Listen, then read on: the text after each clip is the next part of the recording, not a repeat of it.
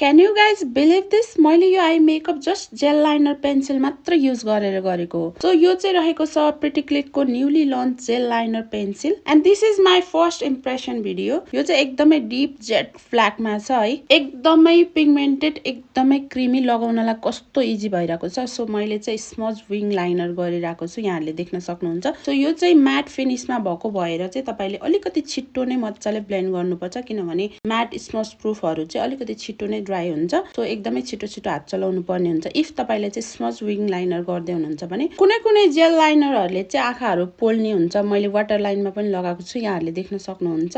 So यसले चाहिँ त्यस्तो केही पनि भएको छैन, एकदमै डीप जेट फ्ल्याग भएको भएर सो आई मेकअप नै कस्तो अर्कै देखिरहेको छ। सो यो चाहिँ मैले अगाडि नै युज गरिसकेको थिएँ, लाइमा पनि युज गरेको थिएँ अनि धेरै टाइमसम्म राखिरहेको थियो। यो चाहिँ स्मजहरू केही पनि भएको छैन। पर्सनली मलाई चाहिँ यो जेल लाइनर एकदमै नै मन पर्यो। यदि तपाईहरुलाई पनि अफोर्डेबल राम्रो जेल लाइनर चाहिरहेको छ भने चाहिँ यु नीड टु ट्राई यो प्रिटी क्लिक को जेल लाइनर पेन्सिल।